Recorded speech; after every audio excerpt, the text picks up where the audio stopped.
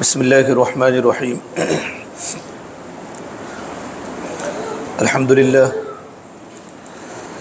للہ نحمده ونستعینه ونستغفره ونؤمن به ونتوکل علیہ ونعوذ باللہ من شرور انفسنا ومن سیئات اعمالنا من يهده اللہ فلا مضل له ومن يضلله فلا هادی له ونشهد ان لا الہ الا اللہ وحدہ لا شریک له ولا نذیر له ولا وزیر له ولا معین له ولا مشیر له ولا ند له ولا جد له ولا مثل له ولا مثال له ونشهد أن سيدنا وسندنا وأولانا ومولانا محمدا عبده ورسوله الذي أرسل بالحق بشيرا ونذيرا وداعيا إلى الله بإذنه وسراجا منيرا أما بعد فأعوذ بالله من الشيطان الرجيم بسم الله الرحمن الرحيم إنما المؤمنون الذين إذا ذكر الله وجلت قلوبهم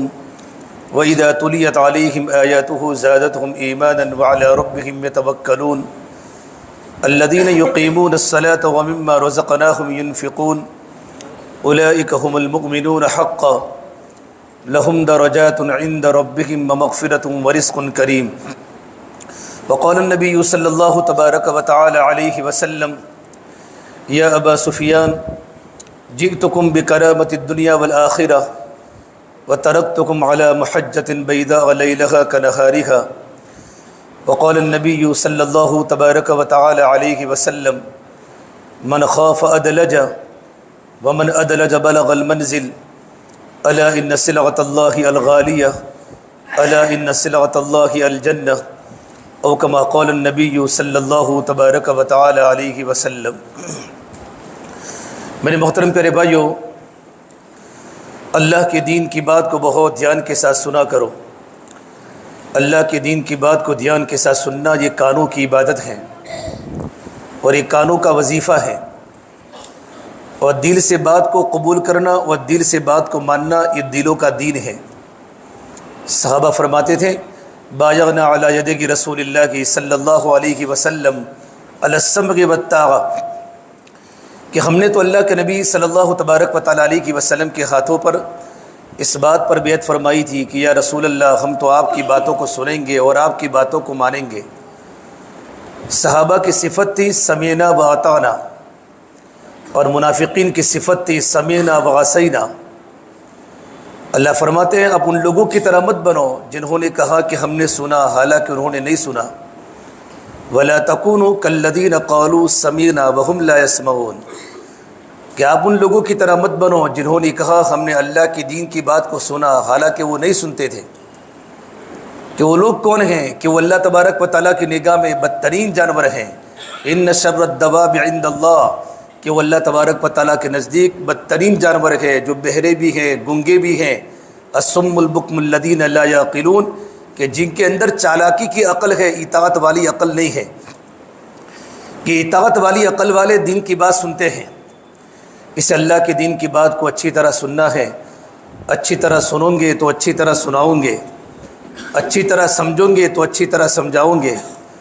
حضرت اللہ سے فرماتے تھے کہ جو آدمی جتنا دعوت کی محنت سے متاثر ہوگا اتنا دوسروں کو مؤثر کر سکے گا۔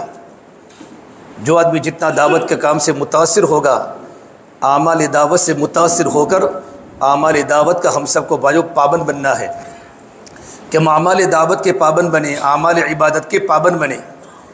اسے فرمایا فبشر عباد، اے محمد صلی اللہ علیہ وسلم آپ میرے ان بندوں کو خوشخبری سناؤ، میرے بندوں کو بشارت سناؤ۔ کہ کون سے بندوں کو بشارت سناویں؟ کہ الذین یستمعون القول، کہ جو اللہ کے دین کی بات کو دل کے کانوں کے ساتھ سنتے ہیں۔ ایک ہوتا ہے گوشگ دل اور ایک ہوتا ہے گوشگ گل، کہ جانوروں کے بھی کان ہیں لیکن جانور بات کو سمجھتے نہیں ہیں۔ دل کے کانوں کے ساتھ بات کو سننے والوں پر بشارت ہیں کہ دل سے بات کو سنتے بھی ہیں، فیتبعون احسن، اور اللہ کے دین کی بات کو دل کے کانوں کے ساتھ سننے کے بعد احسن طریقے پر عمل کرتے ہیں، عمل کی خوبصورت شکل نکالتے ہیں، نماز کو خوبصورت بناتے ہیں، حج کو خوبصورت بناتے ہیں۔ وَأَحْسِنُوا إِنَّ اللَّهَ يُحِبُّ الْمُحْسِنِينَ، کہ دین کا کام اچھی طرح کیا کرو کہ دین کا کام اچھی طرح کرنے والوں کو اللہ تعالیٰ پسند فرماتے ہیں۔ الذی خلق الموت والحیات لیبلوکم ایکم احسن عملا، کہ زندگی اللہ نے پیدا کی ہے اور موت اللہ نے پیدا کی۔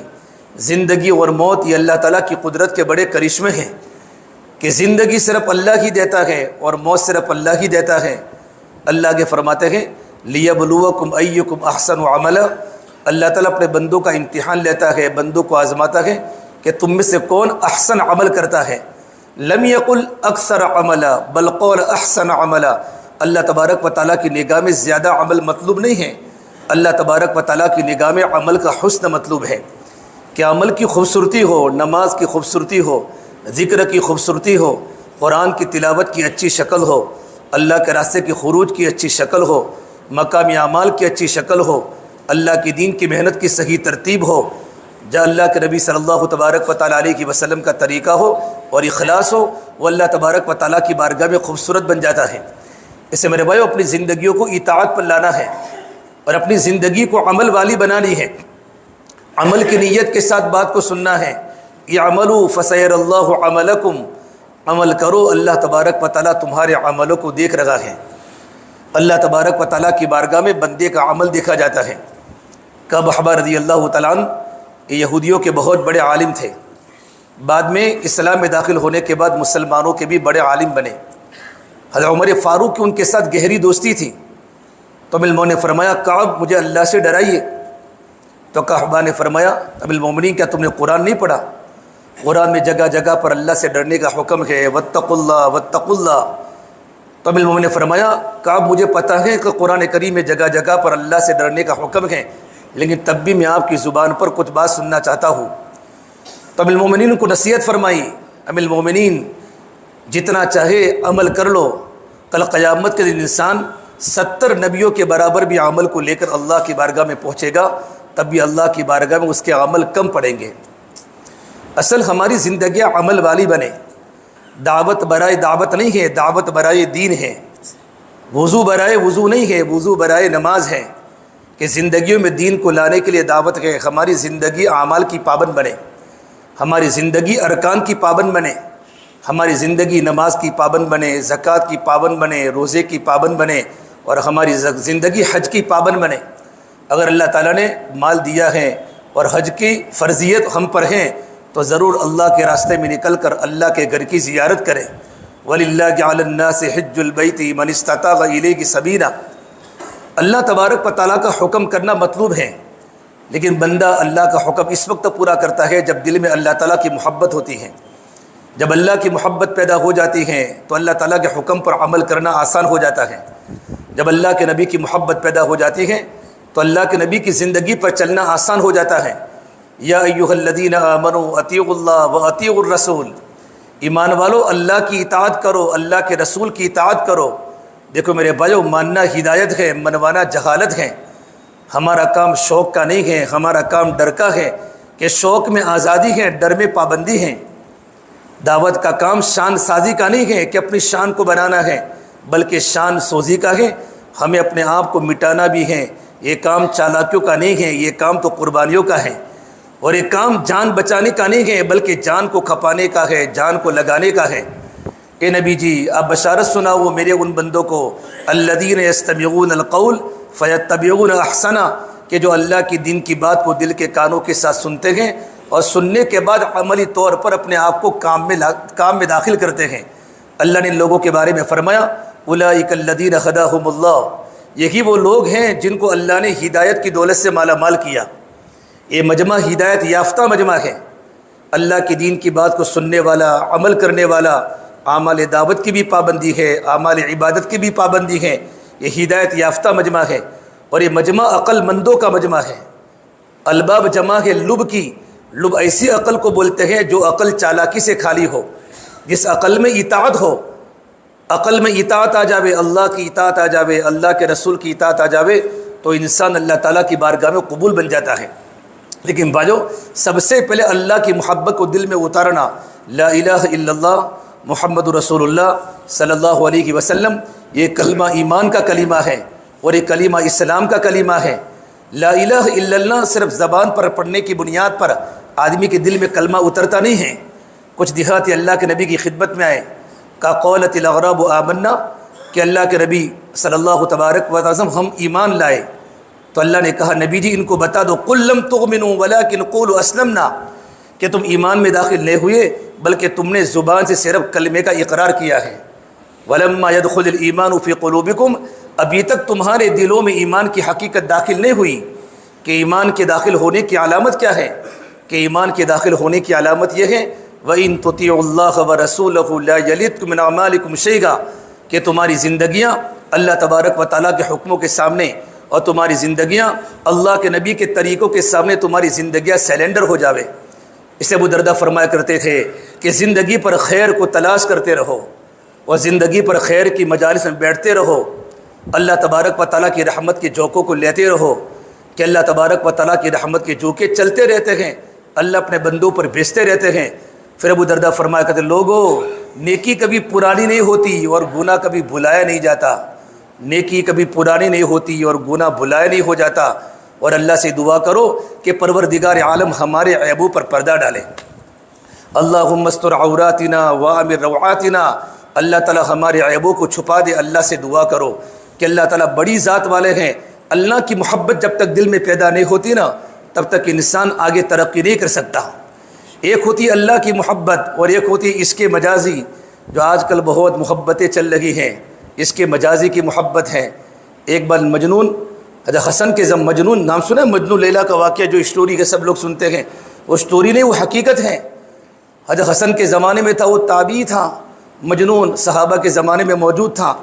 حضرت حسن رضی اللہ تعالیٰ عنہ جب امیر معاویہ کے ساتھ جب ان کی مصالحت ہو گئی، آپس کے درمیان سمادھان ہو گیا اور امیر معاویہ پورے عالم اسلام کے امیر المومنین بنے، خلیفۃ المسلمین بنے، تو حسن جا رہے تھے مسجد نبی سے باہر، تو قیس کی ملاقات، اس کا نام قیس تھا، کہ قیس میں نے اچھا کیا نا، کہ کیا اچھا کیا کہ میں نے ساری کی ساری حکومت حضرت امیر معاویہ کو سپردہ کر دی تاکہ مسلمانوں کے درمیان صلح ہو جائے، جنگ و جدال ختم ہو جائے۔ تو اس نے کچھ نہیں بولا۔ دو بار حضرت حسن نے پوچھا بھائی میں نے اچھا کیا قیس، حکومت تو امیر معاویہ کو سجتی ہے؟ اس نے دو مرتبہ جواب نہیں دیا۔ جب تیسری مرتبہ کہا تو اس نے یوں کہا ایک بات کہوں، آپ اللہ کے نبی کے نواسے ہیں، حکومت تو میری لیلا کو سجتی ہے، نہ امیر معاویہ کو سجتی ہے، نہ آپ کو سجتی ہے، حکومت تو میری لیلا کو سجتی ہے۔ آدمی محبت میں پاگل ہو جاتا ہے، جب دل میں اللہ کی محبت پیدا ہو جاتی ہے، اللہ کے رسول کی محبت پیدا ہو جاتی ہے تو ساری محبتیں دلوں سے نکل جاتی ہیں۔ ایک بار اس کے ابا نے کہا میرا بیٹا تو اس کے مجازی کا گرفتار ہے، اس کو پکڑ کے کعبۃ اللہ میں لے گئے اور کعبۃ اللہ کا پردہ پکڑ کے کہا بیٹا دعا کر کہ اللہ میں لیلا کی محبت سے توبہ کرتا ہوں۔ تو کہا الہی تبت من کل المعاصی ولکن حب اللیلا لا اتوب، یہ اللہ تعالیٰ میں سارے گناہوں سے توبہ کرتا ہوں لیکن لیلا کی محبت سے توبہ نہیں کرتا۔ کعبۃ اللہ کا پردہ پکڑ کے دعا کر، میں تو اسی سے نکاح کروں گا، یہی اگر یہ نہیں تو پھر نکاح بھی نہیں۔ ہوتے نوجوانوں کا الہی تبت من کل المعاصی ولکن حب لیلا لا اتوب، یا اللہ میں تو تمام گناہوں سے توبہ کرتا ہوں لیکن لیلا کی محبت سے توبہ نہیں کرتا۔ اس کے ابا نے دیکھا میرا بیٹا تو بگڑ گیا ہے، تو آنکھ اٹھا کر دیکھا تو اس نے کہا الہی لا حبک احدا ویرحم اللہ عبدا قول آمنا، یا اللہ لیلا کی محبت میرے دل سے کبھی مت نکالنا اور جو میری دعا پر آمین کہے اس پر رحم کرنا۔ کعبۃ اللہ کا پردہ پکڑ کے دعا کر رہا ہے، تو کسی نے دیکھا بھئی لیلا کو دیکھنی پڑے گی، وہ لیلا کے پیچھے اتنا پاگل ہے تو لیلا ہے کیسی، لیلا کو دیکھنا پڑے گا۔ تو جا کر لیلا کو دیکھا تو لیلا کا معنی ہوتا ہے رات، وہ کالی رات کی طرح کالی تھی۔ تو اس نے دیکھا، اس کو کہا دیگر خوبہ تو افزون تھی، کہ تو دیگر عورتوں کی طرح خوبصورت نہیں ہے، دیگر عورتوں کی طرح تو بھی کالی ہیں۔ تو اس عورت نے کہا گفت خاموش تو مجدو نیستی، تو چپ ہو جا، تم مجدو نہیں ہے، اگر تم مجنو کی آنکھ سے دیکھتا تو سب سے زیادہ خوبصورت مجھ کو پاتا۔ اللہ تبارک و تعالیٰ کی محبت کو دل میں اتارنا بھائیو یہ اصل ہے۔ ہمارے تبلیغ میں ابھی تک کام کی محبت ہے، اللہ کی محبت نہیں آئی، گشت کی محبت ہے، اللہ کی محبت نہیں آئی۔ اللہ کے لیے کام کرنا ہے، لا الہ الا اللہ کو دل میں اتارنا ہے، محمد رسول اللہ کو دل میں اتارنا ہے۔ جب اللہ کی محبت دل میں آ جاتی ہے تو اعمال کے کرنے میں لذت آتی ہے، آدمی ایمان کی حلاوت کو محسوس کرتا ہے۔ اللہ کے نبی صلی اللہ تبارک و تعالیٰ علیہ وسلم نے صحابہ کے مجمع کے سامنے اللہ کی محبت کو اتنا بولا کہ صحابہ کا مجمع براہ راست اللہ سے لینے والا بن گیا تھا، اور صحابہ کی رگ رگ میں اللہ تبارک و تعالیٰ کی محبت تھی۔ اللہ کے نبی صلی اللہ تبارک و تعالیٰ علیہ وسلم نے حجۃ الوداع کے حج کے ماحول کو بنانے کے لیے اپنے مکی زندگی کی 13 سال محنت فرمائی، اور مدینہ منورہ کے 9 سال 10 سال آپ نے صحابہ کا مزاج بنایا کہ اللہ کے گھر میں جانا ہے، اللہ کے گھر کی زیارت کو جانا ہے، لیکن اللہ کی محبت کو لے کر جانا ہے۔ تیرے کوچے اس بہانے، کبھی دن کو رات کرنا، کبھی اس سے بات کرنا، کبھی اس سے بات کرنا۔ جب عشق بھڑکتا ہے تو بندہ اللہ کے گھر کی طرف دوڑتا ہے۔ محبت میں مزہ ہے جب دل دل سے ملتا ہے، مگر مشکل تو یہ ہے دل بڑی مشکل سے ملتا ہے۔ جب دل اللہ سے مل جاتا ہے تو بندہ اللہ کے گھر کی طرف بھاگتا ہے، اللہ کے گھر کی طرف جاتا ہے۔ اور جب بیت اللہ کا طواف کرتا ہے تو بیت اللہ کا طواف کرتے کرتے کہتا ہے اللہ میں تو آ گیا، تو کہاں ہے؟ تیرے کوچے اس بہانے، کبھی دن کو رات کرنا، کبھی اس سے بات کرنا، کبھی اس سے بات کرنا۔ لبیک اللہم لبیک کا جو نعرہ ہے وہ اللہ تعالیٰ کی محبت کا نعرہ ہے۔ حج ایک عاشقانہ سفر ہے۔ جب بندے کے دل میں اللہ کا عشق پیدا ہو جاتا ہے اور اللہ کی محبت پیدا ہو جاتی ہے تو بندہ کعبۃ اللہ کی طرف دوڑتا ہے۔ جسم بعد میں جاتا ہے، پہلے دل جاتا ہے۔ جیسے جیسے در محبوب قریب آتا ہے، دل کہتا ہے پہنچوں میں نظر سے پہلے اللہ کی محبت دل میں اتر چکی ہے، تو اللہ کے گھر کو دیکھنے میں آدمی میں تڑپ پیدا ہوتی ہے۔ اللہ کے نبی صلی اللہ تبارک و تعالیٰ علیہ وسلم حجۃ الوداع کے وقت آپ نے جب حج کا احرام باندھا ہے، حالانکہ سن ہجری 8 میں مکہ فتح ہو چکا تھا اور مدینہ منورہ کی ریاست مکمل ہو چکی تھی، مکہ المکرمہ فتح ہو چکا ہے، لیکن آپ نے حج نہیں کیا، کیونکہ زمانے جاہلیت میں عرب حضرات 10 دن ہمیشہ بڑھاتے تھے۔ تو سن ہجری 8 میں عرفہ کا دن 29 ذی الحجہ کو آتا تھا، تو آپ نے حج کا اعلان نہیں کیا۔ سن ہجری 9 میں اللہ کے نبی صلی اللہ تبارک و تعالیٰ علیہ وسلم خود حج میں نہیں گئے، بلکہ صدیق اکبر کو حج کا امیر بنا کر 300 صحابہ کو روانہ کیا۔ اس وقت حج کی تاریخ 19 آ رہی تھی، لیکن آپ نے خود حج نہیں کیا۔ جب تیسرے سال جب 9 ذی الحجہ یوم عرفہ کا دن آٹومیٹک آیا، 10 ذی الحجہ 9 ذی الحجہ، تو اللہ کے نبی صلی اللہ تبارک و تعالیٰ علیہ وسلم نے حج کا اعلان کیا، اے میرے صحابہ کی جماعت میں حج کو جا رہا ہوں۔ تو چاروں طرف مکہ المکرمہ میں، مدینہ منورہ میں اور اطراف کے سارے قبیلے اللہ کے نبی کے ساتھ حج میں جانے کے لیے تیار ہو گئے۔ آپ نے حج تو ایک ہی کیا، لیکن حج کا پورا ماحول قربانیوں کے ساتھ، مجاہدوں کے ساتھ، اللہ کے راستے کے خروج کے ساتھ وہ تیار کیا۔ اب اللہ کے گھر میں جانا ہے اور اللہ کی محبت کو دلوں میں اتارنا ہے۔ 25 ذی القعدہ کو اللہ کے نبی صلی اللہ تبارک و تعالیٰ علیہ وسلم نے حج کا احرام باندھا۔ آپ کے پاس تھی 2 چادریں تھیں، ایک بستی مسکت میں سہارا، وہاں کی 2 چادریں مدینہ منورہ بن کے آتی تھیں۔ آپ نے اپنے کپڑوں کو نکالا اور آپ نے بغیر نیت کے احرام کی 2 چادریں پہنی، اور آپ کے جہاں صحابہ کا مجمع اس وقت 12-13 ہزار کا مجمع تھا۔ آپ مدینہ منورہ سے چلے، ذوالحلیفہ آئے۔ ذوالحلیفہ جیسے آپ نے ذوالحلیفہ اونٹنی سے نیچے اترے، جبرائیل آئے اور جبرائیل نے کہا یا رسول اللہ صلی اللہ علیہ وسلم، یہ پاک وادی ہیں، اللہ پاک فرماتے آپ تھوڑا زیادہ یہاں قیام کریں۔ آپ نے عصر کی نماز پڑھی، مغرب کی نماز پڑھی، آپ نے فجر کی نماز پڑھی ذوالحلیفہ میں، آپ نے ظہر کی نماز پڑھی، اور ظہر کی نماز کے بعد آپ نے غسل کیا، اور غسل کرنے کے بعد آپ نے، اللہ کے نبی کے بال بڑے بڑے یہاں تک تھے، تو آپ نے بالوں کے درمیان گوند کو ڈالا، آپ نے اپنے بدن پر خوشبو لگائی، اور آپ نے سر میں تیل ڈالا۔ اللہ کے نبی صلی اللہ تبارک و تعالیٰ علیہ وسلم پھر آپ اونٹنی پر بیٹھے اور آپ نے حج کا احرام باندھا، لبیک حجۃ اللہم لبیک۔ جبرائیل آئے کہ اللہ کے نبی صلی اللہ علیہ وسلم آپ حج کے ساتھ عمرہ کو بھی شامل کرو، حج قران، آپ حج کا احرام نہ باندھیں بلکہ حج کے ساتھ آپ عمرہ کو بھی شامل کرو۔ پھر اللہ کے نبی صلی اللہ علیہ وسلم 12,000 کے مجمع کے ساتھ آپ ذوالحلیفہ سے ملل پہنچے، ذوالحلیفہ سے ملل پہنچے۔ پھر آپ نے ملل کے بعد آپ پہنچے روحاں۔ روحاں وہ کنواں ہے جہاں 70 نبیوں نے اس کنویں کا پانی پیا ہے، میں نے بھی وہاں پانی پیا ہے۔ آج بھی حجاج کرام جو لوگ پیدل سفر کرتے ہیں یا جن کو کوئی گاڑ اچھا ہوتا ہے وہ اس کنویں پر جاتے ہیں۔ روحاں وہ جگہ پر 70 نبیوں نے آتے وہ جاتے قیام کیا ہے۔ پھر روحاں سے آپ پہنچے عرج، عرج سے آپ پہنچے عصایہ، پھر عصایہ سے آپ نکلے ابوا۔ ابوا وہ جگہ ہے جہاں اللہ کے نبی صلی اللہ تبارک و تعالیٰ علیہ وسلم کی والدہ کی قبر مبارک ہے۔ ابوا میں آپ پہنچے تو آپ کے ساتھ 70,000 صحابہ کا مجمع آپ کے ساتھ جمع ہو چکا تھا، اطراف سے، مدینہ منورہ سے، مکہ المکرمہ سے، اور ان کے لیے مستقل قیام گاہ بنائی ہوئی تھی۔ لیکن اللہ کے نبی صلی اللہ علیہ وسلم اپنی قیام گاہ کو چھوڑ کر اپنی اونٹنی پر بیٹھ کر اپنی والدہ کی قبر پر پہاڑ کے اوپر جانے لگے۔ اب صحابہ کو پتہ نہیں حضور کہاں جا رہے ہیں، لیکن کچھ پرانے صحابہ کو معلوم تھا کہ اللہ کے نبی کی والدہ کی قبر ہے۔ آپ اوپر پہنچے اور اوپر جانے کے بعد اللہ کے نبی صلی اللہ تبارک و تعالیٰ علیہ وسلم اپنی والدہ کی قبر پر یوں اپنے دو پیروں کو اونچا کیا یوں کر کے، اور اپنے دو ہاتھوں کو پیروں پر یوں موڑ کے آپ نے چہرہ اپنے پیروں کے اندر ڈال کر پھوٹ پھوٹ کر رونے لگے۔ 57 سال پہلے ماں کا انتقال ہو چکا ہے۔ جس وقت آپ کی عمر 6 سال کی تھی آپ نے اپنے ابا کو دیکھا نہیں، اور اللہ کے نبی کی ماں بیوہ ہو چکی ہے۔ جب آپ 6 برس کے ہوئے ہیں تو آمینہ نے کہا اپنے دادا عبدالمطلب سے کہ میں مدینہ منورہ اپنے میکے میں جانا چاہتی ہوں اور اپنی شوہر کی قبر کی زیارت کرنا چاہتی ہوں۔ اللہ کے نبی 6 سال کے تھے، ساتھ میں ایمن حضرت آمینہ کی باندی تھی، مدینہ منورہ پہنچے۔ مدینہ منورہ سے ریٹرن ہونے کے بعد ابوا پر تھوڑی دیر قیام کیا اور اچانک حضرت آمینہ کو درد ہوا، اور علماء نے لکھا ہے دل کا دورہ ہوا اور آمینہ کا انتقال ہو گیا۔ 6 سال کی عمر کا بچہ ہو، باپ کو دیکھا نہ ہو، اور جنگل میں کالے کالے پہاڑوں کے بیچ میں جب ماں رخصت ہو جاوے، میرے نبی کے دل پر کیا گزری ہوگی۔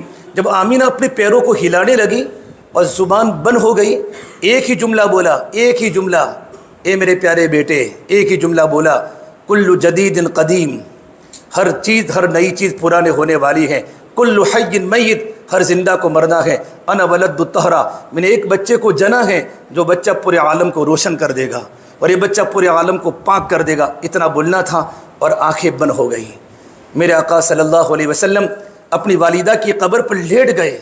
ایمن نے اللہ کے نبی کو بہت کھینچا، چلو بیٹے نیچے، چلو بیٹے، لیکن نہیں۔ پھر ایک جملہ کا، ماں تجھے معلوم تھا میرا تو دنیا میں کوئی نہیں تھا، میرے ابو بھی دنیا سے چلے گئے، میں نے میرے ابو کو دیکھا نہیں، ماں تجھے معلوم تھا میرا دنیا میں کوئی نہ تھا۔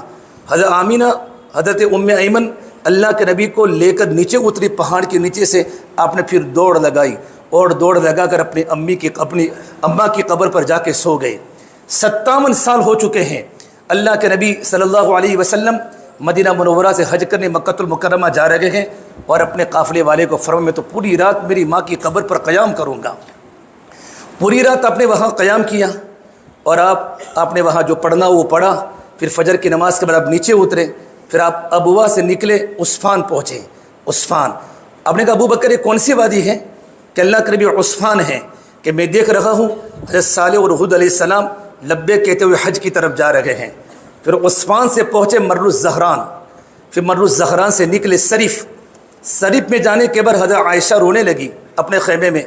کہ کیوں روتی ہے عائشہ؟ لعلک نفستی، ہو سکتا ہے تجھے عورتوں والا کوئی عذر آ چکا ہو کہ اللہ کے نبی مجھے مینسز آ چکے ہیں۔ کب عائشہ اب تو سیدھا حج کرے گی، عمرہ نہیں کرے گی۔ پھر آپ صریف سے نکلے آپ تنعیم پہنچے جہاں مسجد عائشہ ہیں، وہاں جا کر اپنے احرام کی 2 چادروں کو آپ نے تبدیل کیا۔ وہی احرام کی 2 چادریں جو سہارا بستی کی تھی، احرام کی 2 چادروں کو تبدیل کیا، اور 2 چادروں کو تبدیل کرنے کے بعد اب مکہ کے ٹاپ سے ذی طویٰ کنویں پر پہنچے، اور آپ نے وہاں جا کر غسل کیا۔ اور یہ اس وقت وہ ہفتے کی سنیچر کی رات تھی، 29واں مہینہ تھا۔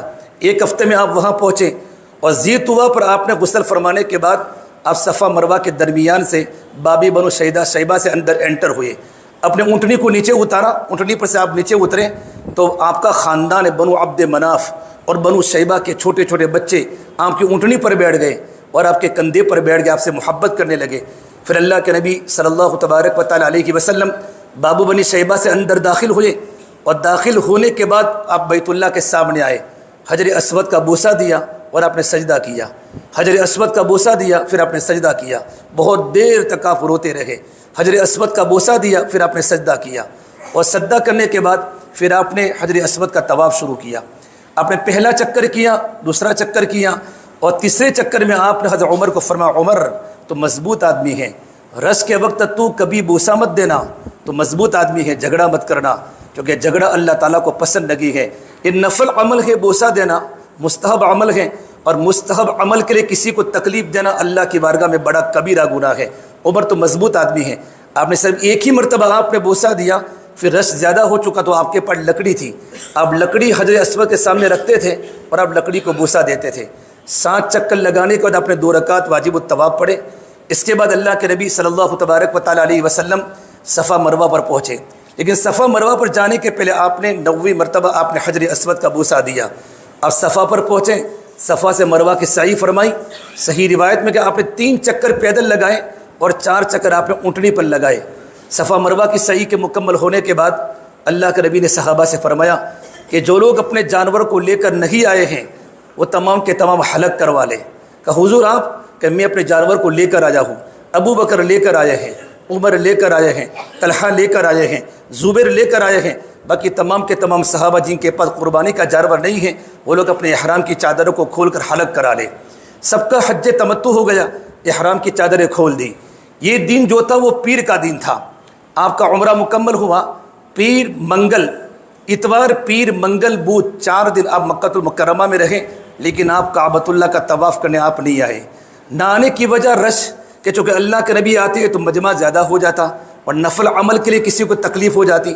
البتہ بدھ کے دن اب ظہر کی نماز آپ نے کعبۃ اللہ میں پڑھی اور ظہر کی نماز کے بعد آپ نے حج کے ارکان صحابہ کو سکھائے۔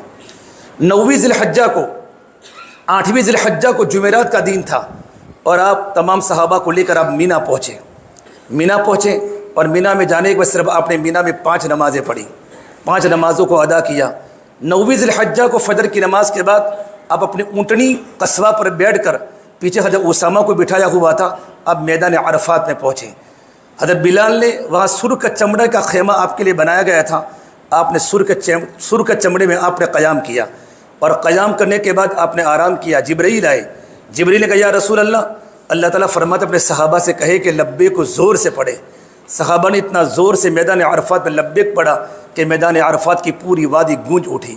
جب زوال کا وقت قریب ہے تو حضور نے پوچھا بلال کیا زوال کا وقت ہو چکا ہے؟ کہ ہاں۔ تو آپ نے غسل فرمایا اور آپ نے ظہر عصر اکٹھی پڑھی اور اپنے اونٹنی پر بیٹھ کر آپ جبل رحمت کے پاس گئے اور جبل رحمت کے پاس جانے کے بعد آپ نے 5-6 گھنٹے اونٹنی پر بیٹھ کر آپ نے اپنی امت کے لیے دعا فرمائی۔ اپنی اولاد کے لیے نہیں مانگا، حسن حسین کے لیے نہیں مانگا، اپنی امت کے لیے اللہ میری امت کو معاف فرما دے، اللہ میری امت کو معاف فرما دے، اللہ میری امت کی مغفرت فرما دے۔ اوپر کوئی خیمہ نہیں، پیچھے کوئی ٹیک نہیں، بے آرام سواری اونٹنی پر بیٹھ کر صحابہ فرماتے ہیں کہ اللہ کے نبی بھوکے بھی تھے، پیاسے بھی تھے، ہمیں پتہ نہیں کہ حضور روزے کی حالت میں ہیں۔ تو فضل حضرت عباس کی بیوی نے اللہ کے نبی کو دودھ کا پیالہ پیش کیا تو آپ نے اونٹنی پر بیٹھ کر دودھ کو تناول فرمایا تو صحابہ سمجھے کہ اللہ کے نبی روزے کی حالت میں نہیں ہے اور 5 گھنٹے اللہ سے لو لگا کر اللہ سے دعا کر رہے ہیں۔ میدان عرفات میں جو حج کا اہم ترین رکن ہے، حاجی جب اللہ کے دین کی محنت کرنے کے ساتھ جب حج میں جاتا ہے وہاں جا کر دعا کا ماحول بنتا ہے، عبادت کا ماحول بنتا ہے۔ 5 گھنٹے دعا فرمائی اللہ کے سامنے، یا اللہ تو مجھے معاف کر دے، میری امت کو معاف کر دے، میری امت کو معاف کر دے۔ اللہ تبارک و تعالیٰ کی طرف سے میدان عرفات میں 6 آواز آتی ہیں، 6 اعلان ہوتے ہیں۔ اے میرے عرفات میں آنے والے حاجی، اے میرے عرفات میں آنے والے بندے، انعام ہوتے تھے آج میں نے تیرے سارے گناہوں کو معاف کر دیا۔ اے میرے عرفات میں آنے والے بندے، آج تو جو دعا کرے گا تیری دعا میری بارگاہ میں قبول ہوگی۔ اے میرے عرفات میں آنے والے بندے، تجھ پر جنت واجب ہو گئی۔ اے میرے عرفات میں آنے والے بندے، تجھ پر جہنم حرام ہو گئی۔ اے میرے عرفات میں آنے والے بندے، آج تو میدان عرفات میں جس کے بارے میں بھی دعا کرے گا اللہ میں تیری دعا کو قبول کروں گا۔ اے میرے عرفات میں آنے والے بندے، تیرے میدان عرفات میں آنے کی برکت سے کل قیامت کے دن تیری سفارش پر 400 خاندانوں کو میں جنت میں بھیجوں گا۔ اللہ کے نبی صلی اللہ تبارک و تعالیٰ علیہ وسلم میدان عرفات میں اللہ سے دعا کر رہے ہیں۔ اچانک ایک صحابی اونٹنی سے نیچے گرے، وہی موت آ گئی۔ آپ نے فرمایا قبر کھودو میدان عرفات میں، چہرے کو کھلا رکھنا اور سر کو کھلا رکھنا، اور آپ نے فرمایا کہ جب اٹھیں گے کل قیامت کے دن تو لبیک اللہم لبیک کہتے کہتے اٹھیں گے۔ اور آپ نے میدان عرفات میں آپ نے خطبہ دیا ہے، آپ نے 9ویں ذی الحجہ کو خطبہ دیا، 10ویں ذی الحجہ کو خطبہ دیا اور 11ویں ذی الحجہ کو خطبہ دیا۔ ظہر عصر آپ نے اکٹھی فرمائی اور اکٹھی نماز پڑھانے کے بعد آپ نے خطبہ دیا۔ میں خطبہ آپ کے سامنے نقل کرتا ہوں، سارا کا سارا خطبہ حقوق العباد پر مشتمل ہے۔ چند پوائنٹ، اللہ کے نبی صلی اللہ تبارک و تعالیٰ علیہ وسلم اونٹنی پر بیٹھے ہیں، 1.25 لاکھ صحابہ کا مجمع اس وقت میدان عرفات میں جمع ہے، اور آپ نے کہا اے میرے صحابہ کی جماعت، آج کا دن کتنا بڑا قابل احترام ہے، عرفہ کا دن ہے، یہ مہینہ کتنا قابل احترام ہے، حج کا عمل کتنا قابل احترام ہے۔ مسلمان کی جان، مسلمان کی مال اور مسلمان کی عزت اللہ کی بارگاہ میں قابل احترام ہے۔ کسی کی جان کے پیچھے مت پڑنا، کسی کی بے عزتی مت کرنا، کسی کے مال کے پیچھے مت پڑنا، کسی کو نیچے گرانے کی فکر مت کرنا، کسی کی عزت کے پیچھے مت پڑنا۔ اس طرح آج کا دن اللہ کی نگاہ میں قابل احترام ہے، یہ مہینہ اللہ کی نگاہ میں قابل احترام ہے۔ مسلمان کی جان، مسلمان کا مال، مسلمان کی عزت اور مسلمان کی آبرو اللہ کی نگاہ میں بہت بڑی چیز ہے۔ ایک مرتبہ اللہ کے نبی صلی اللہ تبارک و تعالیٰ سے بیٹھے ہوئے ہیں، امام رازی نے تفسیر کبیر میں لکھا ہے، جبرائیل آسمان سے اترے، پوری مسجد نبی بھری ہوئی ہے، جبرائیل ابو دحیہ کلبی کی شکل میں آتے تھے، ابو بکر صدیق بیٹھے ہوئے ہیں، بڑے بڑے کبار صحابہ بیٹھے ہوئے ہیں، لیکن جبرائیل کی نظر ابو ذر غفاری پر پڑی، کہا یا رسول اللہ ھذا ابو ذر، یہ اللہ کے نبی ابو ذر غفاری ہے؟ تو آپ نے کہا نعم یا جبرائیل ھذا ابو ذر، جبرائیل یہ ابو ذر غفاری ہیں، لیکن آپ تو آسمانوں کے فرشتے ہیں، ابو ذر زمینوں کے آدمی ہیں، اب ابو ذر کو کیسے پہچانتے ہیں؟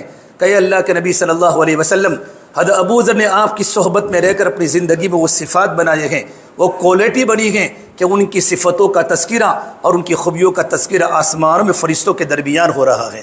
تذکر بین الملائکہ، فرشتے ان کی صفات کا تذکرہ کرتے ہیں، ان کی خوبیوں کا تذکرہ کرتے ہیں۔ جبرائیل تو آسمان پر چلے گئے، آپ نے ابو ذر غفاری کو بلایا، تعال یا ابو ذر۔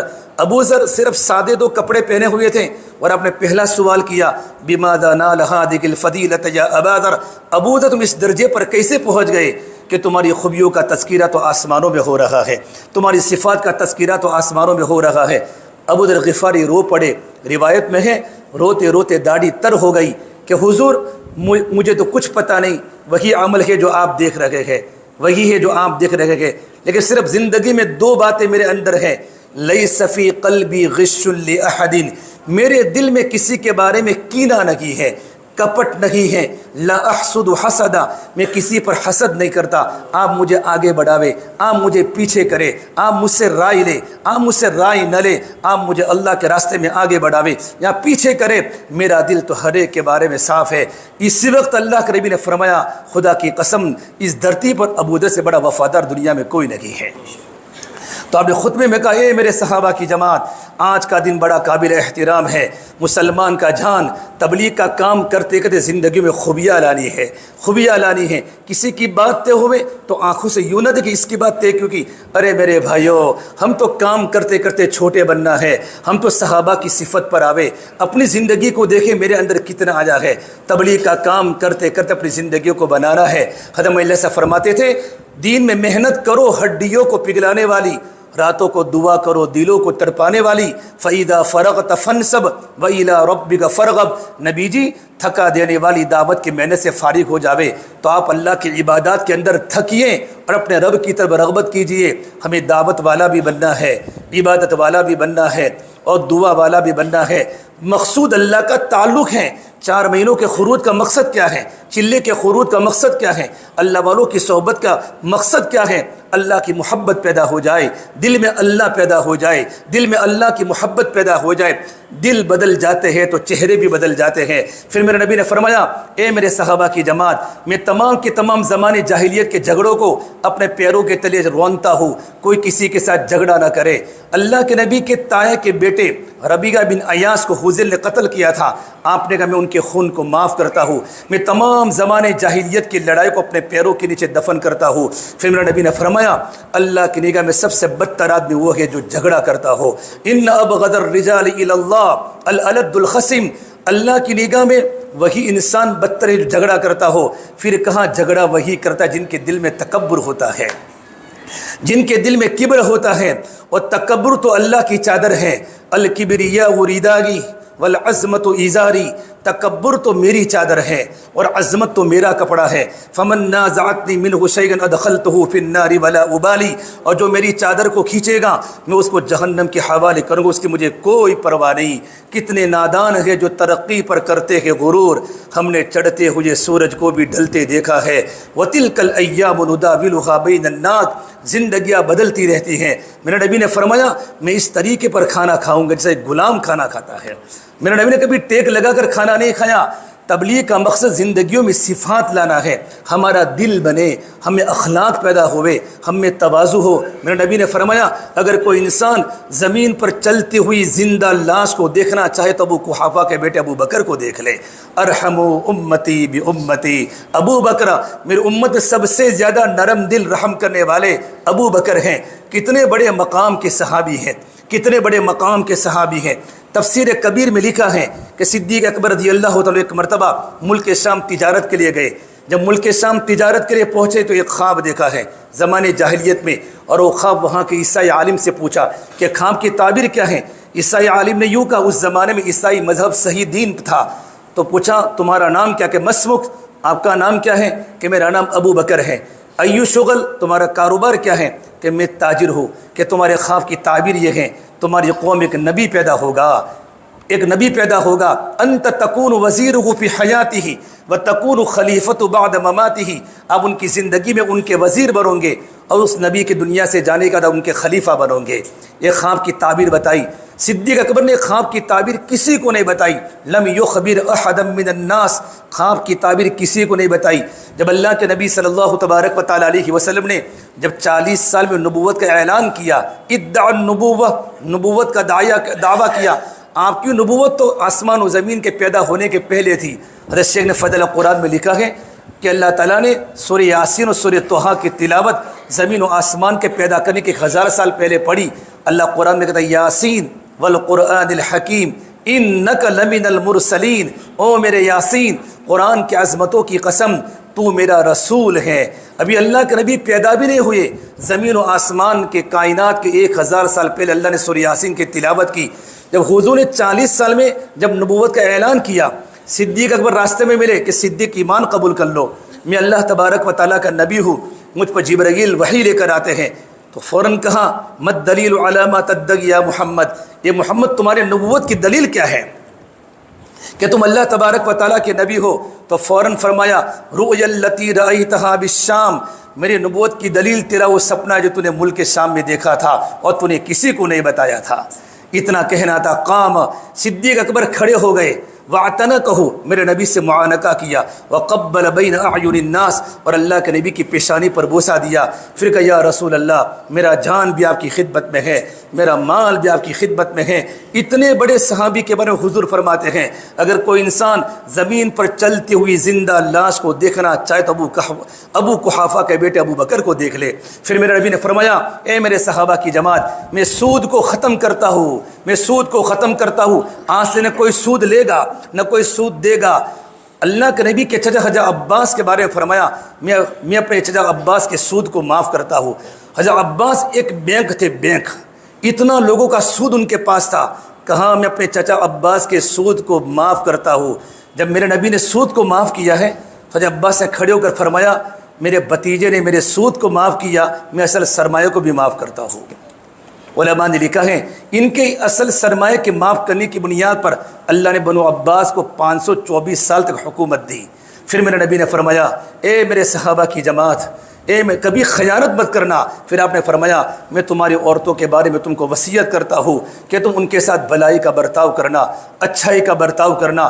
2 بول پر عورت اپنی جان کو تمہارے حوالے کر لیتی ہے۔ پھر میرے نبی نے فرمایا اگر تم دنیا کو مقدم رکھو گے تو منتشر ہو جاؤ گے، اور آخرت کو مقدم رکھو گے تو متفق رہو گے۔ پھر آپ نے فرمایا جو کسی کی ذمہ داری لے اس ذمہ داری کو پورا کرے۔ پھر آپ نے آخری پوائنٹ فرمایا اے میری صحابہ کی جماعت، اپنے خادموں کے ساتھ اچھا برتاؤ کرنا، تم جو کھاؤ اپنے غلاموں کو کھلانا، تم جو پہنو اپنے غلاموں کو پہلانا، اور تم جو پیو اپنے غلاموں کو پلانا، ان کی بے عزتی مت کرنا۔ پھر آخری بات میرے نبی نے فرمائی میرے جانے کے بعد تم کافر مت بن جانا، لا ترجعوا بعدی کفارا، میرے بعد تم کافر مت بن جانا، ایک دوسرے کی گردنیں مت کاٹنا، اور کل قیامت کے دن نبیوں کے سامنے مجھے رسوا مت کرنا۔ یہ آپ نے عرفات کے دن آپ نے خطبہ دیا ہے، پورا صحابہ کو مجمع خطبے کو سن رہا تھا۔ سورج جب ڈوبنے کا وقت آیا تو آپ نے اپنی اونٹنی بدلی، ابھی تک قصوہ پر سوار تھے، آپ جدعہ پر سوار ہوئے، اپنے سوار کو بدلا، اپنے اسامہ کو اتارا، ابن معاویہ کو آپ نے بٹھایا، اور آپ مزدلفہ کی طرف روانہ ہوئے۔ مزدلفہ میں نکلتے وقت آپ نے وہاں استنجا بھی کیا، پیشاب پاخانہ سے فارغ ہوئے۔ جب میدان مزدلفہ میں پہنچے آپ نے مغرب اور عشاء کی نماز عشاء کے وقت میں آپ نے پڑھائی، اس کے بعد آپ نے آرام کیا ہے، آپ نے آرام کیا ہے۔ آپ نے آرام کیا ہے، آپ آرام کیا۔ فجر کی نماز کے بعد پھر رات کے وقت آپ نے کمزور عورتوں کو کہا، ام سلمہ، حفصہ، حالانکہ حج کا واجب باقی ہے، مزدلفہ میں وجوب واجب ہے، لیکن کمزوروں کے لیے جائز ہے، وہ رات کو نکل سکتے ہیں۔ ام سلمہ کو، حفصہ کو، اسماء بنت عمیس کو روانہ کیا، باقی اور بھی عورتیں چلی گئی رات کو۔ آپ فجر کی نماز پر پھر آپ نکلے سیدھے رمی جمرات پر، اور آپ نے رمی جمرات پر جا کر آپ نے بڑے شیطان کو آپ نے کنکری ماری، آپ نے کنکری ماری، بڑے شیطان کو کنکری ماری، اور کنکری مارنے کے بعد آپ نے دعا نہیں کی، کیونکہ جگہ تنگ تھی، رش ہو جاتا تو آپ نے وہاں دعا نہیں کی۔ پھر آپ نے قربانی کی ہے، قربانی، اور آپ نے کتنی قربانی؟ 100 اونٹ تھے، 63 اونٹ تو آپ نے قربان کیے، آپ کی چونکہ زندگی کے 63 سال تھے، 63 اونٹ تو آپ نے قربان کیے، باقی حضرت علی کو دے دیے کہ آپ قربان کرو۔ عجیب کتابوں میں منزل لکھا ہے، جب اونٹ قربانی کے لیے اونٹ اللہ کے نبی کے سامنے 5 اونٹوں کو لایا گیا تو اونٹوں میں جنگ چھڑ گئی کہ حضور کے ہاتھ پر میں قربان ہونا چاہتا ہوں، حضور کے ہاتھ پر میں قربان ہونا چاہتا ہوں، میں ذبح ہونا چاہتا ہوں، میں ذبح ہونا چاہتا ہوں۔ اللہ کے نبی جب کھڑے تھے، ایک ایک اونٹ آتا اپنے گردن کو یوں کر کے جھکاتا تھا۔ میرے بھائی، اونٹ بھی نبی کی اطاعت کو جانتا تھا۔ علامہ اقبال نے روتے روتے کہا ہے، کسی غم خسار کی محنتوں کا میں نے عجیب صلہ دیا، جسے میرے غم نے گلا دیا اسے میں نے جی سے بلا دیا، میں تیرے مزار کی جالیوں کی محنتوں میں لگا رہا، تیرے دشمنوں نے تیرے چمن میں خزاں کا جال بچھا دیا۔ اللہ کے نبی صلی اللہ تبارک و تعالیٰ علیہ وسلم کی محبت اونٹوں کے اندر بھی تھی کہ اونٹ قربان ہونے لگے۔ جب آپ نے قربانی دی اور اپنی بیویوں کے لیے آپ نے کاؤ کو ذبح کیا، اس کے بعد اللہ کے نبی نے فرمایا، علی تمام اونٹوں کی ایک ایک بوٹی دیگ میں ڈال دو اور کھانا پکاؤ۔ پھر میرے نبی بیٹھ گئے اور ایک صحابی آئے، معمر بن عبداللہ، آپ کے بالوں کو صاف کا اپنے حلق کروایا، داہنی طرف کے بال اپنے صحابہ میں تقسیم کروائے اور بائیں طرف کے بال آپ نے ابو طلحہ کو بطور ہدیے کے دیے۔ خالد بن ولید آئے اور ابو طلحہ کے پاس سے کچھ بالوں کو لے کر اپنے پاس رکھ لیے اور اپنی ٹوپی میں سی دیے تھے۔ جب یہ خالد بن ولید اللہ کے راستے میں جہاد میں نکلتے تھے، اللہ کے راستے میں جاتے تھے اور یہ ٹوپی پہنی ہوتی تھی، اللہ نبی کے بالوں کی برکت سے اللہ خالد بن ولید کو فتح دیتا تھا۔ جب بالوں کی اللہ کی بارگاہ میں اتنی بڑی قیمت ہے تو نبی والی محنت کی اللہ کی بارگاہ میں کیا قیمت ہوگی، نہ نبی کے طریقوں کی اللہ کی بارگاہ میں کیا قیمت ہوگی۔ جب کھانا پک گیا تو آپ نے کھانا ماشاءاللہ کھانا کھایا، صحابہ نے بھی کھانا تناول فرمایا، آپ نے اپنی مونچھیں کتروائی اور اپنے ناخن کٹوا کر آپ نے وہی جگہ پر دفنائے۔ پھر آپ گئے مکۃ المکرمہ اور مکہ جانے کے بعد پھر آپ نے طواف زیارت کیا اور پورا طواف زیارت آپ نے اٹھنی پر کیا۔ اس کے بعد اللہ کے نبی دوبارہ مینا میں آئے، آپ نے پھر 10ویں کو بھی آپ نے خطبہ دیا، پھر 11ویں آپ نے وہاں آرام کیا۔ 11ویں کو زوال کے پہلے اللہ کے نبی اپنے خیمے میں آرام فرماتے اور یہ سورت آسمان سے اتری، اذا جاء نصر اللہ والفتح ورأیت الناس يدخلون فی دین اللہ افواجا فسبح بحمد ربک واستغفرہ انہ کان توابا۔ اس صورت میں اللہ کے نبی کا اشارہ تھا، نبی آپ کا دعوت کا مشن مکمل ہو چکا ہے، آپ ہمارے پاس آنے کی تیاری کریں۔ یہ صورت کے نازل ہونے آپ اٹھے اور آپ نے ظہر کی نماز پڑھی اور آپ نے جب کنکری ماری، چھوٹے کو بھی ماری، درمیانی کو ماری، آپ نے دعا کی۔ چھوٹے کو کنکری مار کے آپ نے پونا گھنٹہ دعا کی، یہاں بھی پونا گھنٹہ آپ نے دعا کی۔ بڑے کو مار کر آپ نے دعا نہیں کی، پھر آپ نے خطبہ دیا ہے۔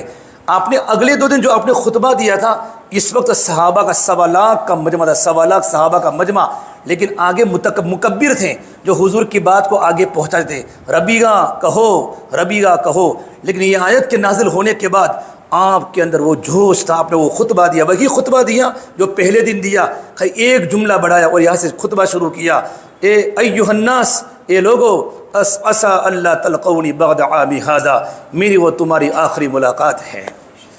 اتنا کہنا تھا کہ صحابہ دھاڑے مار کر رونے لگے اور اللہ کے نبی کی آنکھوں میں آنسو آئے۔ آپ کی آواز، صحابہ فرماتے ہیں کہ قریب والے جتنے اللہ کے نبی کی آواز سنتے تھے، پہاڑوں پر بیٹھنے والے صحابہ بھی حضور کی آواز ویسے کی بغیر مائک کے اور بغیر مکبر کے حضور کی آواز وہاں پہنچ رہی تھی۔ مغرب کا وقت ہوا، پھر کہاں حج مکمل ہو چکا ہے، جن کو جانا ہو مکہ چلے جاؤ، لیکن صحابہ کا مجمع حضور کے ساتھ رہا۔ آپ نے 13ویں دن کی رمی فرمائی اور 13ویں دن کی رمی کر کے آپ بنو عبد کنانہ ان کے گھر پر آپ پہنچے۔ آپ نے ظہر پڑھی، عصر پڑھی، مغرب پڑھی، عشاء پڑھی، اور عشاء کی نماز کے پڑھنے کے بعد عائشہ نے فرمایا، حضور میرا تو عمرہ باقی ہے، آپ نے کہا عائشہ تیرا تو حج ہو چکا ہے، عمرہ بھی ہو گیا؟ کہ نہیں نہیں، میری سوکندوں نے عمرہ کیا ہے۔ تو آپ نے حضرت عائشہ کے بھائی کو بلا کر کہا جاؤ ان کو مسجد عائشہ کے پاس لے جاؤ، یہ عائشہ کی برکت سے مسجد عائشہ پر ہمارا دوسرا عمرہ ہوتا ہے۔ عبد الرحمن بن ابو بکر اپنی بہن کو لے کر عمرہ کرنے وہاں پہنچے۔ حضور جب فجر کی نماز کے پہلے وہاں سے نکلے اور بیت اللہ کی طرف آ رہے تھے، حضرت عائشہ کے راستے میں ملاقات ہو گئی۔ اب بیت اللہ میں پہنچے، بیت اللہ میں جانے کے بعد آپ نے طواف وداع کیا، اور طواف وداع کرنے کے بعد حضرت ام سلمہ نے کہا یا رسول اللہ اب تو میں تھک چکی، میرے بدن میں طاقت نہیں ہے، میں تو طواف وداع نہیں کروں گی۔ آپ نے کہا نہیں، ابھی میں فجر کی نماز پڑھاؤں گا، اور فجر کی نماز کے بعد تمام صحابہ کے چاروں طرف اٹھنی پر بیٹھ کر طواف وداع کر لینا۔ ام سلمہ فرماتی ہیں جب آپ نے فجر کی نماز پڑھائی تو آپ نے پہلی رکعت میں سورہ طور پڑھی، والطور وکتاب مسطور، اور اس آیت پر پہنچے ان عذاب ربک لواقع، تو اللہ کے نبی کی آواز بند ہو گئی، روتے روتے آپ کی داڑھی تر ہو گئی۔ حج کا عمل ہے لیکن دل میں کتنا اللہ کا ڈر ہے کہ اللہ کا عذاب اترنے والا ہے، ما لہو من دافع، اور اللہ کے عذاب کو کوئی روک نہیں سکتا۔ آپ کی نماز مکمل ہونے کا صفیہ نے کہا یا رسول اللہ میرے تو مینسس آ چکے ہیں۔ تو آپ نے کہا یہ تو ہم کو یہاں روک لے گی۔ پھر آپ نے کہا تم نے طواف زیارت کر لیا ہے؟ کہا میرا طواف زیارت تو ہو چکا ہے، کہ چلو طواف وداع نہیں کرنا ہے۔ پھر آپ مدینہ منورہ کی طرف روانہ ہوئے۔ جب مدینہ منورہ پہنچے، مدینہ منورہ پہنچنے کے بعد احد پہاڑ دیکھا تو آپ نے کہا یہ جنتی پہاڑ ہے، ھذا جبل احد نحب یحبنا، یہ احد پہاڑ ہم سے محبت کرتا ہے اور ہم احد پہاڑ سے محبت کرتے ہیں۔ مدینہ منورہ جاتے ہی فوراً یمنی لوگ آئے کہ اللہ کے نبی صلی اللہ علیہ وسلم اہل یمن کا تقاضا ہے کہ معاذ بن جبل کو ہمارے ساتھ بھیجو۔ معاذ بن جبل مدینے کے مفتی تھے، اور میں تمام کے تمام صحابہ کو اللہ کے راستے میں آپ نے مسجد سے روانہ کیا ہے۔ لیکن جب معاذ بن جبل کو جب ان کی تشکیل ہوئی ہے، اہل یمن نے تقاضا کیا ہمیں معاذ بن جبل کی ضرورت ہے، کل قیامت کے دن علماء کا جھنڈا معاذ بن جبل کے ہاتھ میں ہوگا۔ جب میرے نبی ان کو جب اللہ کے راستے میں روانہ کیا، آپ نے ان کو اٹھنی پر بٹھایا اور 7 میل تک حضور ان کو رکھنے کے لیے گئے ہیں۔ 7 میل تک، 1 میل 1.5 کلومیٹر کا ہوتا ہے، آپ چل رہے ہیں، معاذ بن جبل اٹھنی پر بیٹھے ہوئے ہیں، اور ہدایات کی بات ہو رہی ہے۔ معاذ یمن جا رہے ہو، یہ بات کرنی ہے، یہ کام کرنا ہے۔ پھر ایک بات فرمائی یا معاذ ایاک والتنعم فإن عباد اللہ لیسوا بالمتنعمین، یہ معاذ اپنے آپ کو عیش پرستی سے بچانا، اللہ کے نیک بندے عیش پرستی کو پسند نہیں کرتے۔ پھر چلتے چلتے جب مدینہ منورہ کا آخری پوائنٹ آیا تو آپ نے معاذ بن جبل کو فرمایا یا معاذ عسى اللہ تلقانی بعد عامی ھذا، اے معاذ میری اور تیری آخری ملاقات ہے، لعلک تبور مسجد و قبر ھذا، معاذ جب تم واپس آؤ گے یا تو میری قبر کی زیارت ہوگی یا تو میری مسجد کی زیارت ہوگی، تم مجھے دوبارہ دیکھ نہیں سکو گے۔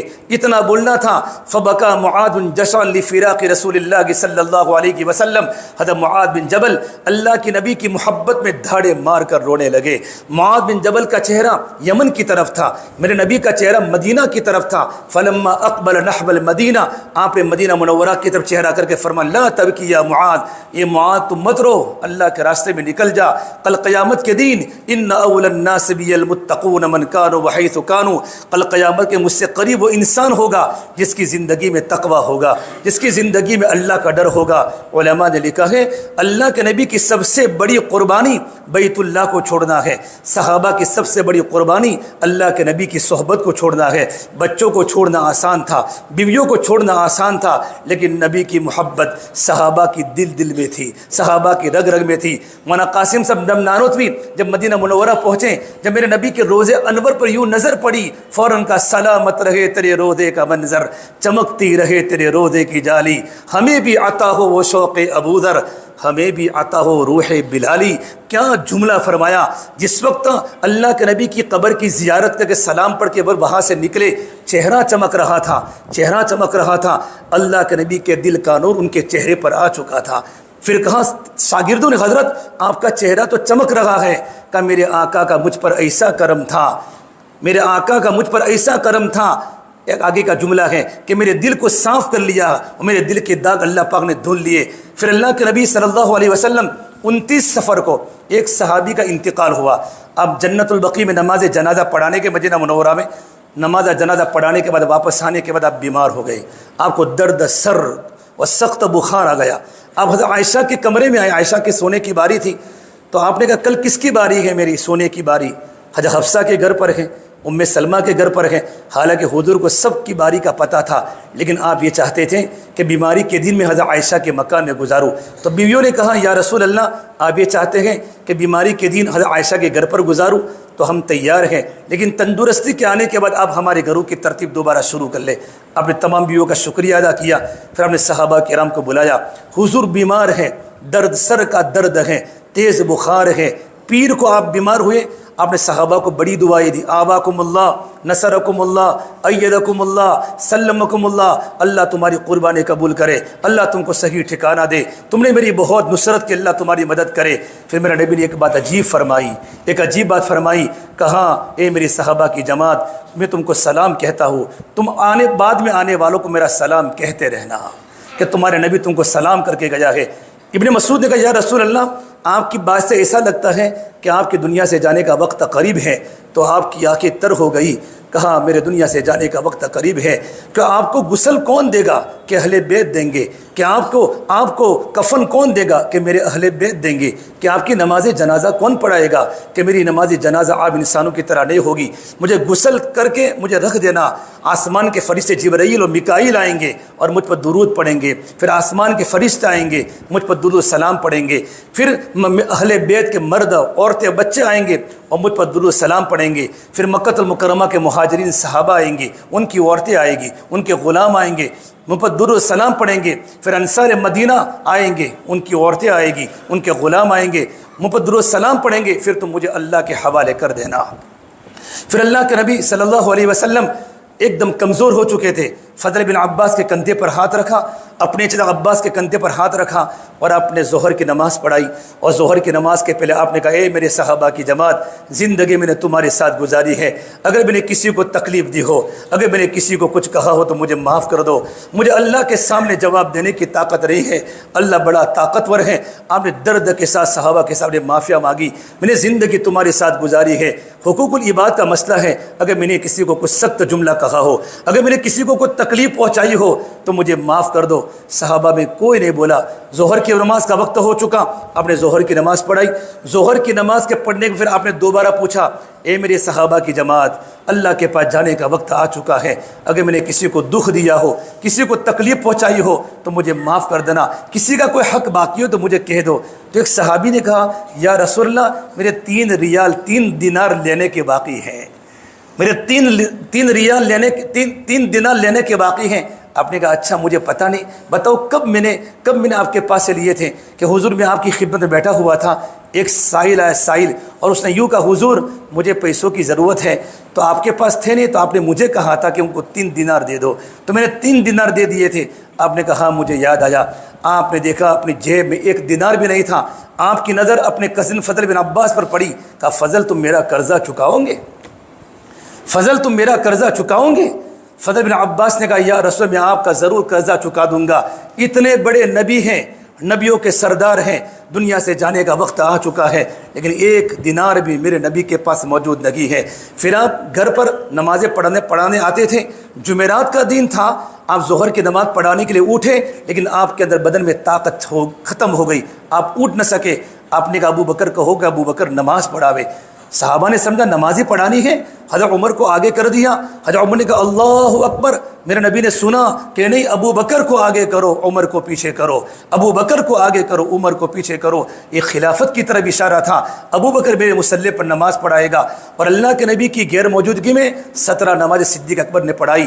ایک بار میرے نبی کو تندرستی ہوئی تو آپ مسجد میں نماز پڑھنے تشریف لائے صحابہ کے ساتھ، صدیق اکبر نے دیکھا کہ حضور آ رہے ہیں تو یوں کر کے پیچھے ہو گئے، آپ نے اشارہ کیا ابو بکر آگے آگے، لیکن ابو بکر پیچھے ہو گئے، حضور آپ ہی نماز پڑھاوے۔ ابو بکر تم پڑھاؤ، کہ نبی کی موجودگی میں نماز نہیں پڑھا سکتا۔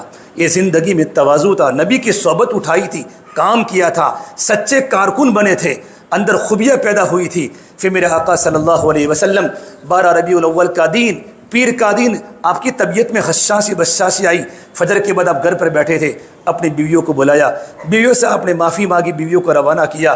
پھر حضرت علی آئے اور علی کو آپ نے بٹھایا اور علی کے سر پر اور ان کی کمر پر یوں ہاتھ پھیر رہے تھے، اور علی سے بہت دیر تک باتیں کی۔ حضرت علی کو وہاں سے روانہ کیا۔ پھر آپ کی بیٹی اور آپ کا جگر کا ٹکڑا فاطمہ الزہرا تشریف لائی۔ حضرت فاطمہ نے دیکھا کہ میرے ابا کے سر پر سرخ پٹی بندھی ہوئی ہے، سر کا پٹی اللہ کے نبی کو سر میں درد تھا تو سر کا پٹی بندھی ہوئی تھی. کہا ابا جان کیا ہوا ہے؟ کہ بیٹی میرے سر میں درد ہے. تو جب فاطمہ نے کہا وا رأسا ابی وا رأسا ابی، میرے ابا کے سر کا درد، میرے ابا کی تکلیف، وا کربا ابی، ہائے میرے ابا کی تکلیف. اللہ کے نبی اپنی بیٹی کے جملے کو سن کر حضور رو پڑے. کہا فاطمہ تو مت رو، لیس علی ابیک الکرب بعد الیوم، اے میری بیٹی فاطمہ آج تیرے ابا کی دکھ کا آخری دن ہے، آج کے بعد تیرے ابا کو دوبارہ دکھ نہیں پہنچے گا. میری بیٹی دنیا سے چلے جانے کے بعد سارے دکھ ختم ہو جائے گے.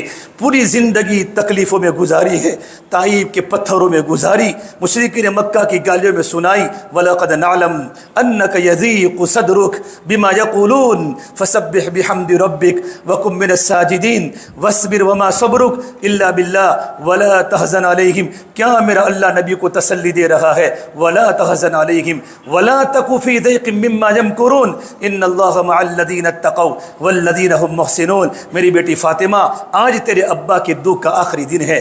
جیسے فاطمہ چلی گئی روتے روتے، 24 سال کی عمر فاطمہ اللہ کی پیاری ہو گئی. حسن حسین آئے، حسن حسین جیسے اندر آئے حضور نے بلایا، 6-7 سال کے بچے تھے. آپ ان کو دیکھ کر رو پڑے. آپ کو معلوم تھا ایک کرب و بلا کی سرزمین پر خون دے گا شہید بھی ہوگا، ایک کو زہر دے کر مارا جائے گا، لیکن کہاں نہیں، کہاں نہیں. آپ اپنے خاندان کی قربانی اللہ کے نبی کے سامنے تھی. حسن بھی قربان ہونے والا ہے، حسین بھی قربان ہونے والا ہے. جب حسن حسین نکلے جبرائیل آئے. جبرائیل نے کہا یا رسول اللہ، یا رسول اللہ، ملک الموت باہر آپ کا انتظار کر رہے ہیں، ملک الموت آپ کا انتظار کر رہے ہیں.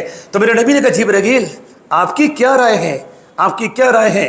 تو جبرائیل نے کہا یا رسول اللہ، اللہ تعالیٰ آپ کی ملاقات کے شوق میں ہے، اللہ تعالیٰ آپ کی ملاقات کے شوق میں ہے، اور آسمان کے فرشتے آپ کا انتظار کر رہے ہیں. میرے نبی نے یوں گردن جھکا کر فرمایا جبرائیل میرے اللہ کو جا کر کہہ دو میرے جانے کے بعد میری امت کا کیا ہوگا، میرے جانے کے بعد میری امت کا کیا ہوگا، میرے جانے کے بعد میری امت کا کیا ہوگا. جبرائیل دوڑے ہوئے اللہ کے پاس. اللہ کو سب کچھ معلوم تھا. اللہ نے کہا نبی جی جبرائیل میرے نبی کو جا کر کہہ دو آپ کے جانے کے بعد میں اپنی امت کو اکیلا نہیں چھوڑوں گا. کون سی امت سود کے پیسے کھانے والی، کون سی امت ماں باپ کو تکلیفیں پہنچانے والی، کون سی امت علماء کو گالیاں بولنے والی، کون سی امت دعوت کی محنت کو ٹھکرانے والی. یہ حضور ان کے بارے میں کہہ رہے ہیں میرے جانے کو میری امت کا کیا ہوگا. جب اللہ نے کہا حضور ہم تمہاری امت کے بارے میں امت کو اکیلا نہیں چھوڑیں گے، فکا جبرائیل ملک الموت کو اندر بلاؤ. ملک الموت سلام کہ السلام علیک یا رسول اللہ، آپ پہلی ہستی ہیں کہ میں نے آپ کو سلام کیا ہے کہ ملک الموت اللہ کی تقدیر کو پورا کرو. پھر اللہ نے یوں کہا اللہ برفیق الاعلیٰ، اللہ برفیق الاعلیٰ، اللہ برفیق الاعلیٰ، اللہ تو مجھے اپنے پاس بلا لے. عائشہ فرماتی ہیں بیماری کے وقت میں حضور کا سر میری گود میں تھا اور اچانک عبد الرحمن بن ابو بکر میرے بھائی آئے. ان کے جب مسواک تھی، میرے نبی کو بولنے کی ہمت نہیں تھی، تو آپ نے اشارہ کیا عائشہ مجھے مسواک کرنا ہے. تو عائشہ فرماتی ہیں میں نے اپنے بھائی کے پاس سے مسواک لی، اپنے لعاب دہن سے مسواک کو نرم کیا اور میرے نبی کو دنیا سے جانے کا میں نے مسواک کرایا. حضرت عائشہ فخر کر کہہ رہی تھی کہ سب سے میں قسمت والی خاتون ہوں کہ اللہ کے نبی کے منہ مبارک میں میرا لعاب میرے نبی کے منہ میں گیا ہے، میرے سرکار کے منہ میں گیا ہے. حضرت عائشہ فرماتی ہیں اللہ کے نبی صلی اللہ علیہ وسلم ایسے کہ میرے گود میں سر رکھا ہوا تھا، مجھے لگا کہ حضور مجھے بوسہ دے رہے ہیں. دیکھا تو حضور تو اللہ کے پیارے ہو چکے تھے. میں نے چیخ لگائی، تمام مستورات جمع ہو گئی، عورتیں رونے لگی. حضور صدیق اکبر چونکہ اللہ کے نبی کی تندرستی تھی اس دن، تو صدیق اکبر اپنی دوسری بیوی کو ملنے کے لیے قوالی میں چلے گئے تھے.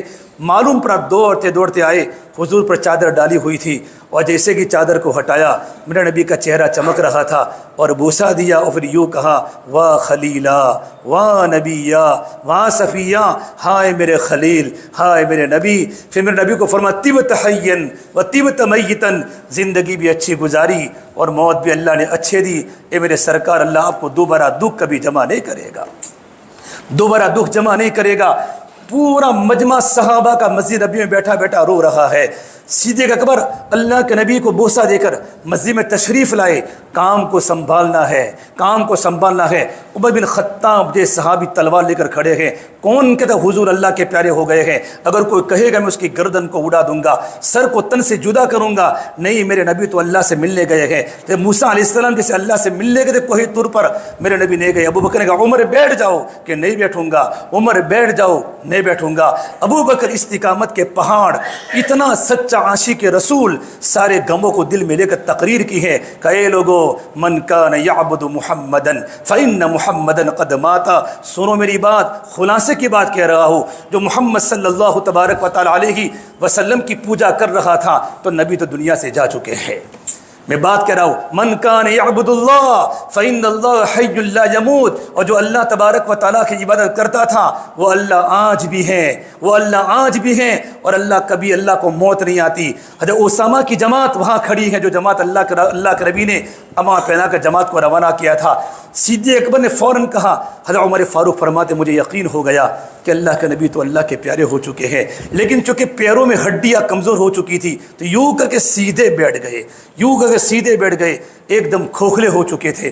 انس بن مالک فرماتے ہیں جیسے حضور کو میں نے دفنایا، دفنانے کے بعد فاطمہ بیٹھی بیٹھی دروازے پر کھڑی کھڑی رو رہی تھی۔ انس تمہاری ہمت کیسے ہوئی کہ تم میرے ابا کے قبر پر مٹی ڈالی؟ فاطمہ پتلی اور دبلی، زندگی تکلیفوں میں گزارنے والی، نبی کا سہارا چلا گیا۔ لیکن میرے بھائیو، صدیق اکبر نے حضرت اسامہ کی جماعت اللہ کے راستے میں روانہ کی۔ بڑے بڑے صحابہ جماعتوں میں ہیں، شرحبیل بن حسنہ ہے، زرارہ بن ازور ہیں، حضرت عمر بن خطاب بھی ہیں، معمر بن تمیمی بھی ہیں، کعکا بن عمر تمیمی ہیں، عبادہ بن ثابت بھی ہیں، عبد الرحمن بن ابو بکر بھی ہیں، عبداللہ بن عمر بھی ہیں، معقل بن یسار بھی ہیں، جعال بن سراقہ بھی ہیں، ارباز بن ساریہ بھی ہیں، عبادہ بن ثابت بھی ہیں۔ بڑے بڑے صحابہ کی جماعت اللہ کے راستے میں جا رہی ہے۔ کہاں عمر نے فرمایا ابو بکر جماعت کو روانہ مت کرو، مرتدین کے فتنے اڑ چکے ہیں، لوگوں نے زکوٰۃ دینے کا انکار کر دیا ہے، قبیل اسلام سے جا رہے ہیں۔ کہ عمر تو کیسی بات کرتا ہے؟ زمانے جاہلیت میں تو بڑا مضبوط تھا، اسلام میں بزدل۔ فرمایا نہیں، جماعت روانہ ہو جائے گی۔ صدیق اکبر اگر اس کی بوٹی ہو جاوے، ازواج مطہرات کی لاشوں کو مدینے کے بڑیے کھا جاوے، میں اکیلا لڑتا رہوں گا حتیٰ اقاتل الناد۔ اگر لوگ زکوٰۃ کی ایک رسی کے بارے میں انکار کریں گے، میں ان سے جہاد کرتا رہوں گا۔ پھر میرے بھائیو، استقامت کے پہاڑ بن کے آپ نے جو کام کیا ہے، حضرت اسامہ کی جماعت اللہ کے راستے میں روانہ ہوئی، اور جماعت کے روانہ ہونے کی برکت سے اللہ نے مرتدین کو دوبارہ اسلام میں داخل ہونے کی اجازت دی، بڑے بڑے فتنوں کو دبا دیا۔ میں نے سارا خلاصہ اس لیے میرے بھائیو بتایا ہے، اللہ کے دین کی محنت، میرا نبی نے فرمایا جب تبھی تم پر حالات آوے تو میرا دنیا سے جانے کے حالات کو یاد رکھنا، اللہ تمہارے حالات کو آسان کر دے گا۔ اسے میرے بھائیو بتاؤ، ابھی حالات کچھ بھی نہیں ہیں، اللہ ہمارے ساتھ ہے، نبی کی دعائیں ہمارے ساتھ ہے۔ ہم دل کھول کر بتاوے، کتنا نوجوانوں کا مجمع ہے، نبی کے غم کو لے کر اٹھیں اور اللہ کے دین کی محنت کرے، اللہ بڑا راضی ہو جائے گا۔ اب اس کے لیے بتاؤ میرے بھائی کون کون تیار ہے اللہ کے راستے میں جانے کے لیے؟ اپنے ناموں کو پیش فرمائے، ہمت کرے ساتھی 4 بہنوں کے لیے۔